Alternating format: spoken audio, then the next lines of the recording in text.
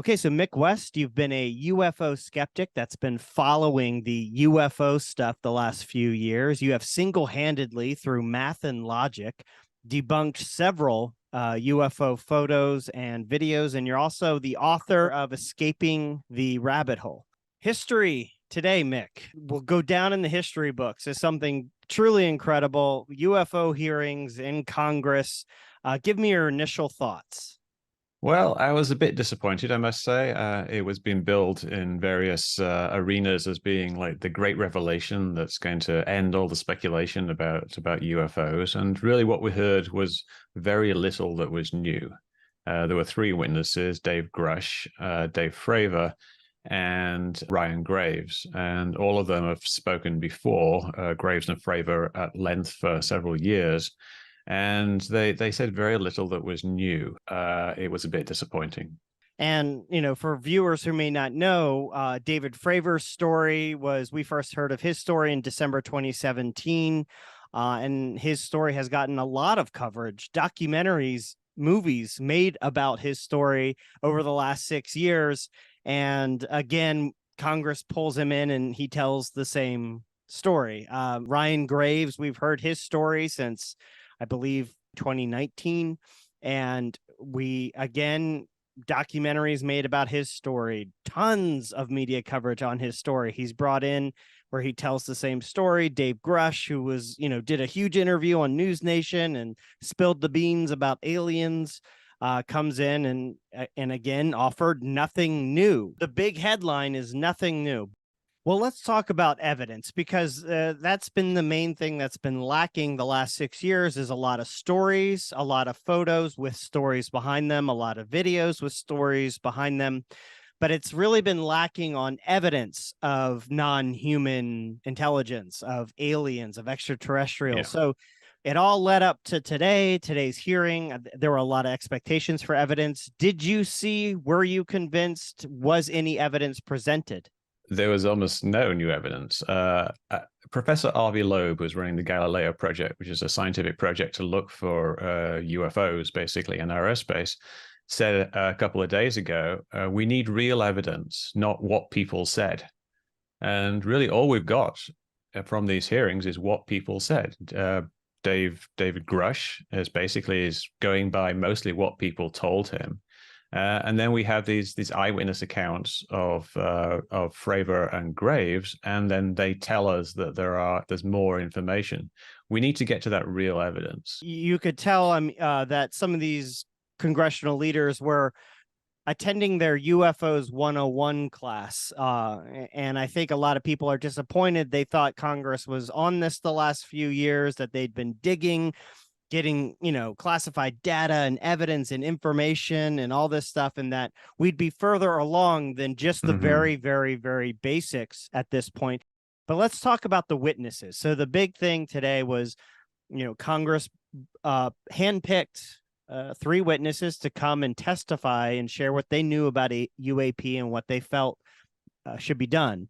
And so let's start with Ryan Graves. Ryan Graves is a former F-18 pilot whose squadron observed unidentified objects, or at least on their sensors observed off the East Coast in a training area, which I believe is a big clue. In a military training area, would constantly observe, per Graves, these objects that seem to be doing weird things like hovering in place despite wind with no visible propulsion. What are your insights and opinions on Ryan Graves as a witness and Ryan Graves's testimony of UAP off the East Coast? Well, Ryan Graves never actually saw a UAP. This is something I think that gets conflated and people don't really understand what they're talking about. And when he talks about saying we saw these things every day for 2 years, what he's talking about is blips on the radar. What happened was that they upgraded their radar system. They previously had a kind of an old-fashioned radar that had this little dish that points around in the nose of the plane. And they upgraded it to this kind of flat panel one, which is much more sensitive and easier to direct in different directions. And after they replaced this radar with the newer radar, they started seeing these blips on the radar, and they originally thought that there was something wrong with the radar. Now, it may just be and this is perhaps the leading hypothesis for what's actually going on there, is that the majority of those things were balloons. And we know that the military does have a big issue with mylar balloons. And in the most recent report by Arrow, they said that nearly half of the ones that they identified were actually balloons. So definitely balloons are a problem. So the question is, like, is there actually strong evidence of something amazing going on? It can't be overstated that Graves is on the record saying he personally never saw one of these objects. And I believe what he means, even though it's completely murky still, and I don't know why it's never cleared up or asked about, is he never physically saw with his own eyes any of these objects ever. It was always a squadron member saw them, or I know someone who saw them, or etc. is where the majority of this testimony comes from. And that's been his story for years. And so why weren't any of those people? Yeah, exactly. The people who actually saw them, why weren't the people who actually saw these things called before Congress? Yeah, and I think if we can't get the real evidence in terms of recordings and data and radar and things like that, the next best thing would be the first-hand witnesses. Another thing that I didn't really hear brought up today in today's hearing, few mentions of the Chinese spy balloon, but nobody really mentions a lot of the news that has come out based on Navy documentation and vast reporting, that a lot of these objects that were described off the East Coast that Graves described, the only object that was eyes on, that people saw with their eyes, was a round object with a cube inside of it. 10 miles off the coast of Virginia Beach, 2 F-18 Super Hornets were split by a UAP. The object, described as a dark gray or a black cube inside of a clear sphere, came within 50 feet of the lead aircraft. If you look in human-made history, if you look at what humans have made in the military, humans have made clear, transparent orbs with cubes inside of them. These are radar reflectors, radar jammers, or whatever, and there's a cube within a sphere. So humans have made something that looks like that. It goes into the air, it has a process, and then you learn that after the Chinese spy balloon, there was further reporting that there were smaller balloons, had been for a while, smaller Chinese balloons off the East Coast in this exact area that were radar jamming balloons. So you've got historical precedent, you've got, objects that were made by humans that look like what was described, and then you learn things that China had smaller spy balloons off the East Coast in this exact area. And then now we learn that China has had a spy base in Cuba for decades, if you believe the reports, for decades down there. What have they been flying out of there? None of that was brought up today. Mm-hmm. None of that was even considered today at all. It would have been great if they kind of discussed the range of possibilities that we might be looking at. But it's possible that some of that they weren't even familiar with it, because it's like kind of the unsexy aspect of what we're talking about. It's not aliens, it's just Chinese spy balloons, which is obviously a big issue in itself. But the people who are promoting this hearing, perhaps want to promote the alien aspect rather than the Chinese aspect. And it may be also something that they've been asked not to talk about, because it's something that would reveal our capabilities in detecting these particular things. And that might, in fact, be something that explains why no real action was taken on the cases that Grave was discussing. If it was something that was thought to be an enemy thing, like you wouldn't actually see the action that is being taken. There would be action, but it would be top secret, and Graves himself wouldn't actually know about it. The pilots wouldn't know about what was being done in terms of countermeasures.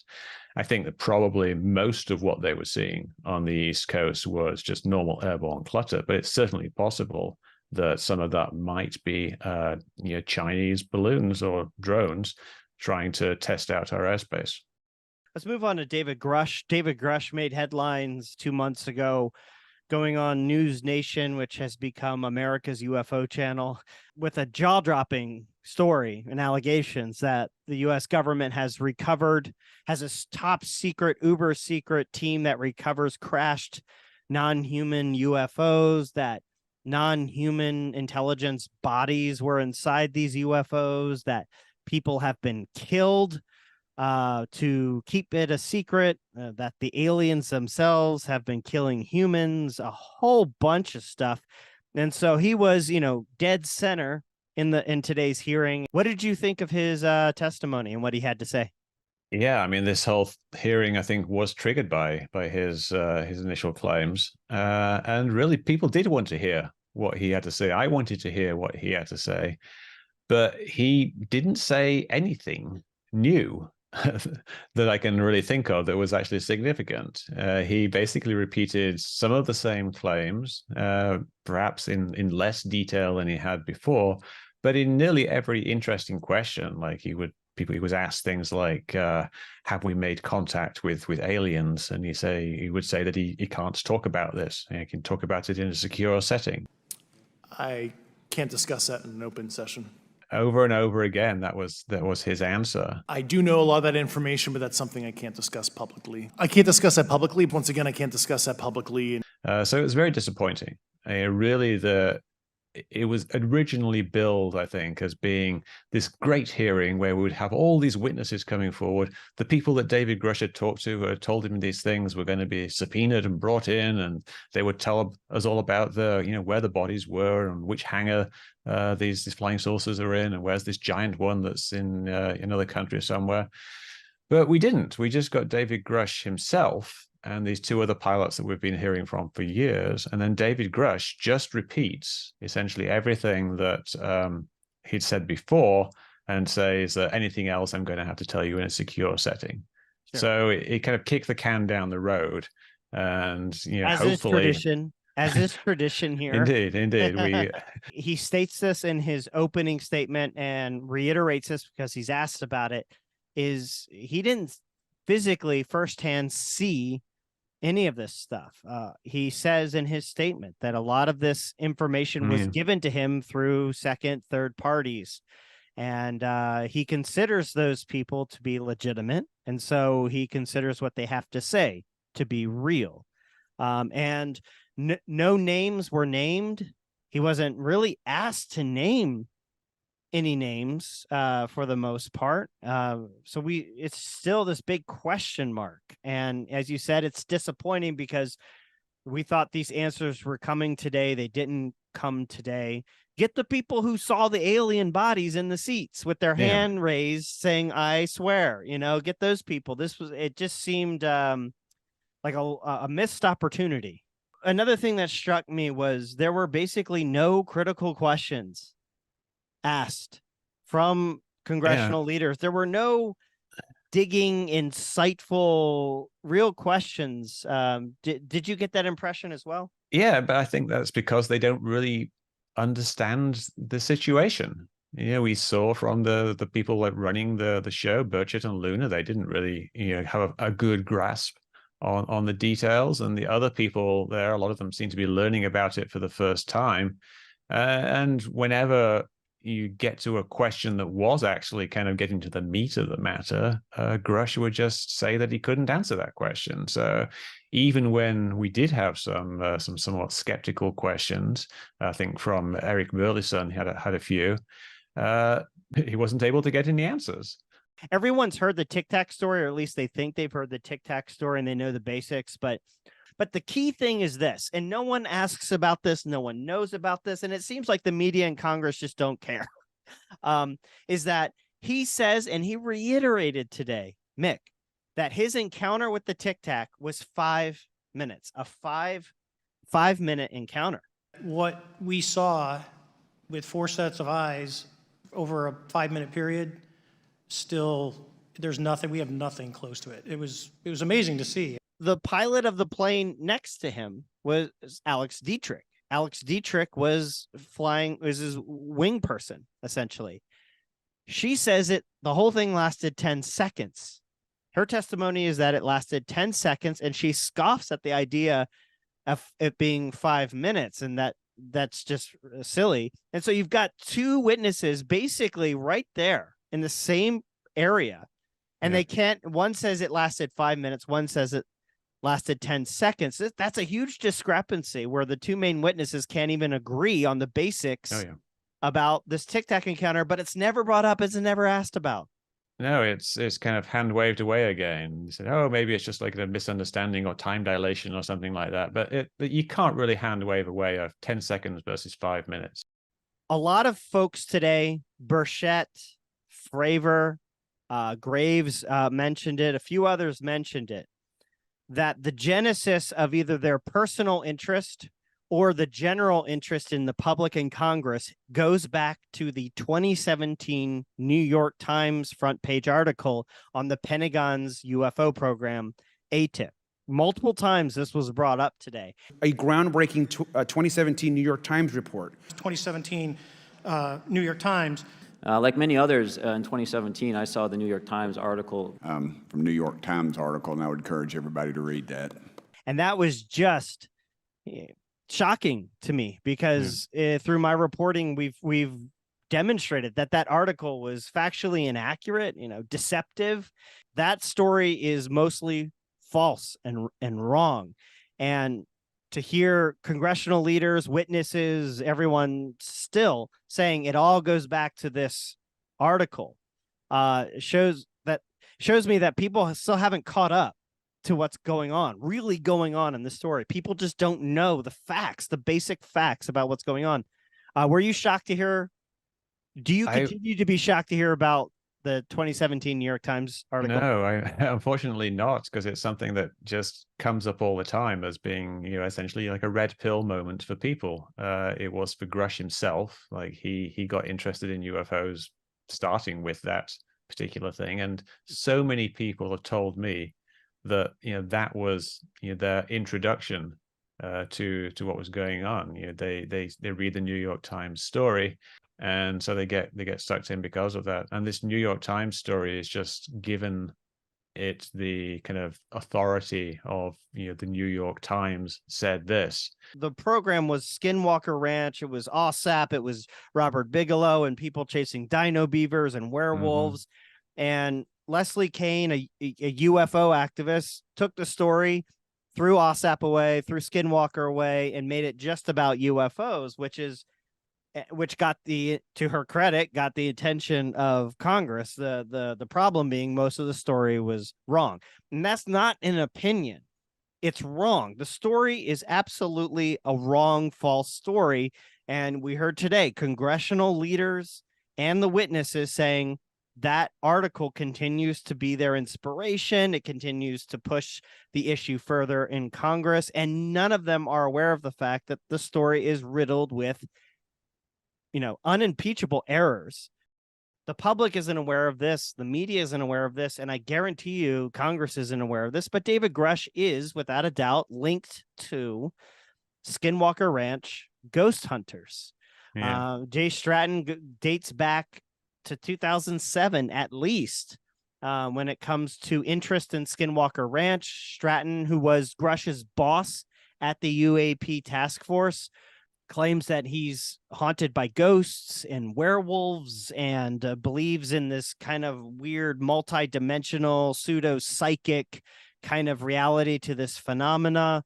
Grush is linked to Eric Davis, who just 3 years ago, almost word for word, claimed the exact same thing that Grush is claiming to the New York Times. You could go read the New York Times right now. Eric Davis says off-world vehicles, not from this earth, the government's retrieving the crashes, all this stuff. Eric Davis is a longtime Skinwalker Ranch ghost hunter, claims ghosts spoke to him telepathically.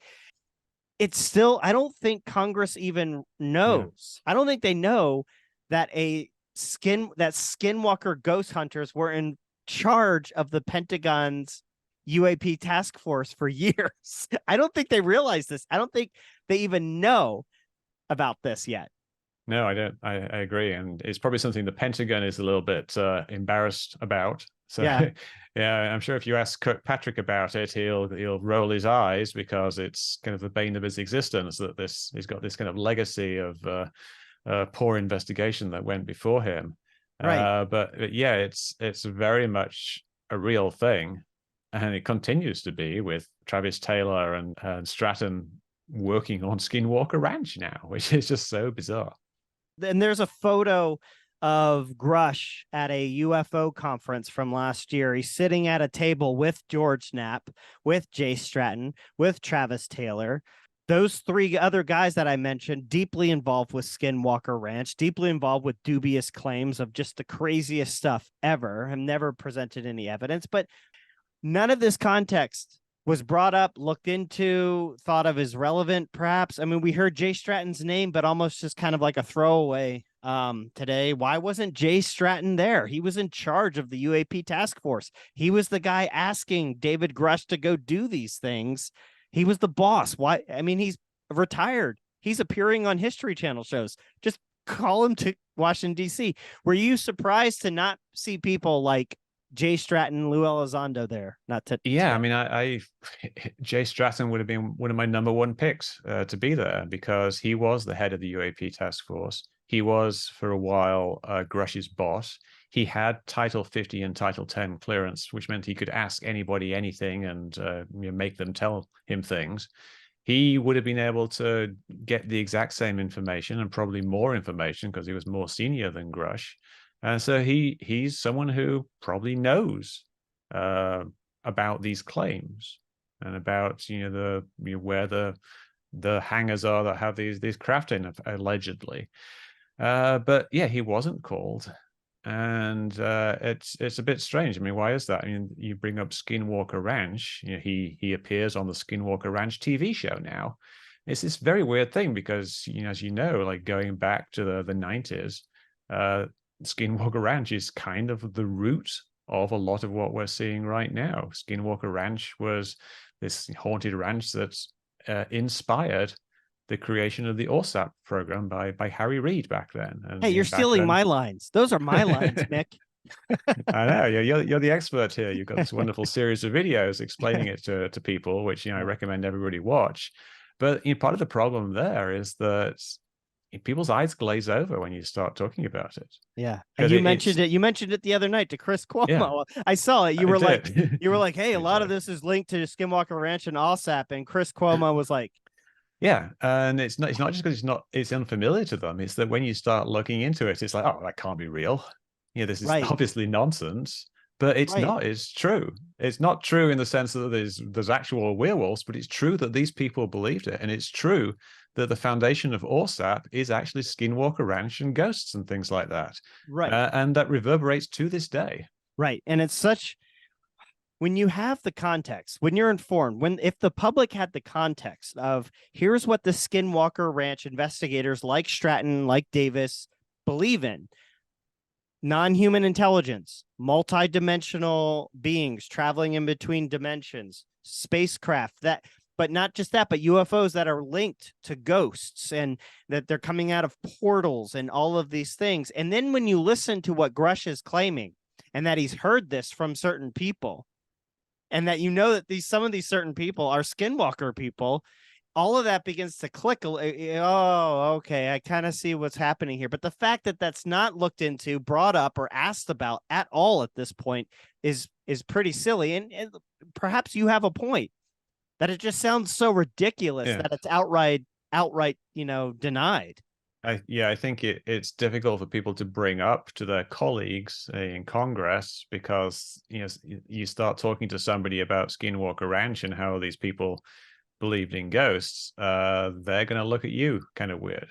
So it's almost like the topic has immunized itself against scrutiny by being too ridiculous to be scrutinized. Dude, I couldn't have said it better. That's actually really good. I'm going to write that down and I'm going to say that I said it.